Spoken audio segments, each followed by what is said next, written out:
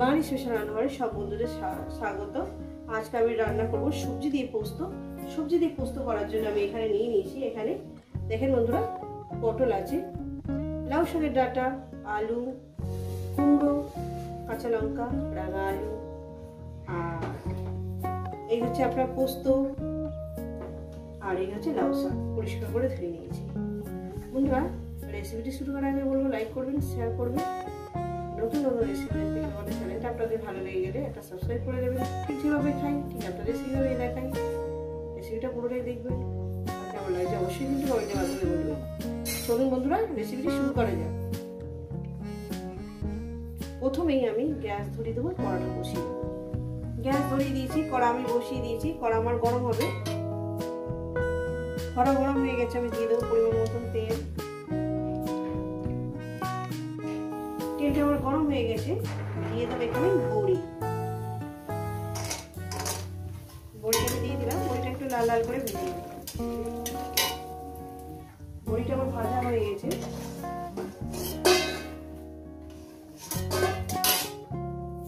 এরপর দিয়ে দেবো আপনার জিরে, একটা শুকনো লঙ্কা ফোড়ন দেবো।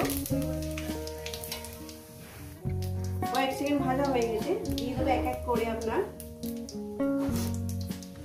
মানে রাঙা আলু। এই রাঙা আলুর জন্য কি বলে, ওই লাল আলু,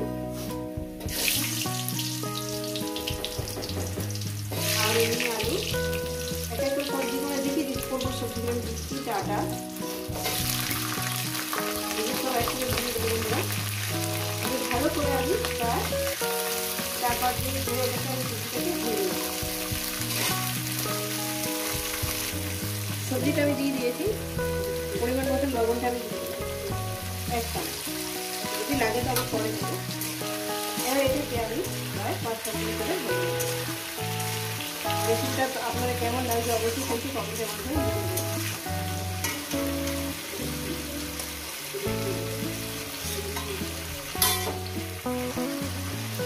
ভাজার মধ্যে আমি হলুদের গুঁড়োটা দিই,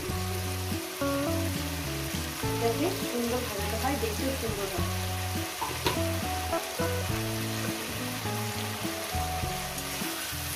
খুব সুন্দর হয়, এটা অনেক দিনের পুরোনো রান্না। এটা তোমার হাতে ওরা প্রায় বানাবে, আর পরিবার সবার কাছে খাবে, শরীর খেতে ভালো লাগে। তো বন্ধুরা, আমি 6 মিনিট সবজিটাকে এমনি ভেজে নিয়েছি, আরো 6 মিনিট আমি হলুদ দিয়ে ভেজে নেব। এই ভাজার মধ্যে দিয়ে দেবো, আস্তে আস্তে ভাজতে থাকবো টাইম ধরে ধরে। তারপরে দিয়ে দেবো পটল আর কুমড়ো দিয়ে দিলাম। আরও আমি 5-6 মিনিট এভাবে ভাজি, শুধু ভেজে নেব। যত সুন্দর করে ভাজবেন ততটাই টেস্টি হবে। দেখতে পাচ্ছেন বন্ধুরা, বিশেষ করে এইভাবে রান্না করে খেয়ে দেখি, এত সুন্দর তরকারি হয় না, দেখে লেগে লাগবে।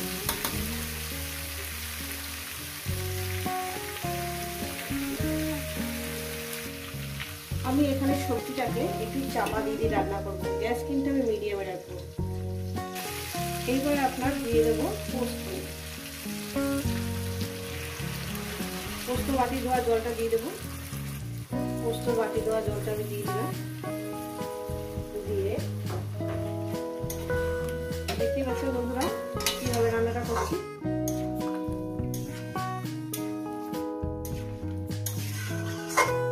এর উপরেই দিয়ে দেবো আমি শাক।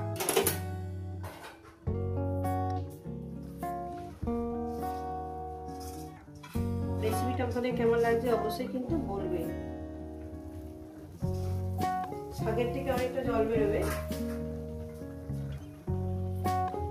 লবণ যদি লাগে আমি লবণ পরে দেবো। দিয়ে দেবো একটু চাপা। ফিরছি 2 মিনিট পর। 2 মিনিট হয়ে গেছে, 2 থেকে 3 মিনিট হয়ে গেছে। এবার আস্তে আস্তে আমি এটাকে, গ্যাস কিন্তু মিডিয়ামে রাখবেন, গ্যাস কিন্তু হাইতে দেবেন।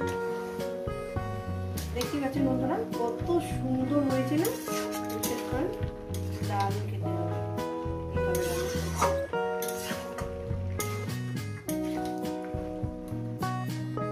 তো বন্ধুরা একটু লবণ কম হয়েছে, দিয়ে দেবো লবণ, আরো 1/2 চামচ দিয়ে দিলাম। দিয়ে দেবো মিষ্টি। এই যে মিষ্টি আমাদের স্বাদ মতন দিলাম, আপনারা আপনাদের স্বাদ মতন দেবেন। আর এর মধ্যে দিয়ে দেবো আপনার গোল দিয়ে দিলাম। এবার এটাকে আমি কভার করে রান্না করতে থাকবো মিনিমাম আরো 6-7 মিনিট ধরে, কিন্তু ঢাকনা তুলে তুলে নেড়ে দিতে হবে। তো বন্ধুরা মাঝে মাঝে ঢাকনা তুলে এইভাবে একটু নেড়ে দেবে। দেখেন বন্ধুরা এইভাবে একটু ঢাকনা তুলে নেড়ে দেবে।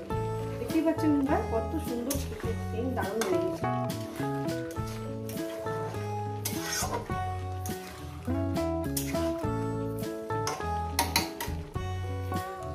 বন্ধুরা ফিরছি আরো 6-7 মিনিট পর। দেখেন বন্ধুরা হয়ে গেছে, আমার রেডি হয়ে গেছে তরকারিটা, এটা আমি নামিয়ে দেখাচ্ছি। তো বন্ধুরা দেখুন বন্ধুরা, এই রেসিপি যদি আপনাদের ভালো লেগে থাকে অবশ্যই কিন্তু কমেন্ট করে জানাবেন, রেসিপিটাকে লাইক করবেন, শেয়ার করবেন, আর চ্যানেলটা আপনাদের ভালো লেগে গেলে এটা সাবস্ক্রাইব করে দেবেন। আবার নতুন কোনো রেসিপির সঙ্গে দেখা হচ্ছে। সবাইকে বলে সুস্থ থাকবেন, ভালো থাকবেন, আবার নিত্য নতুন ভিডিও দেখবেন।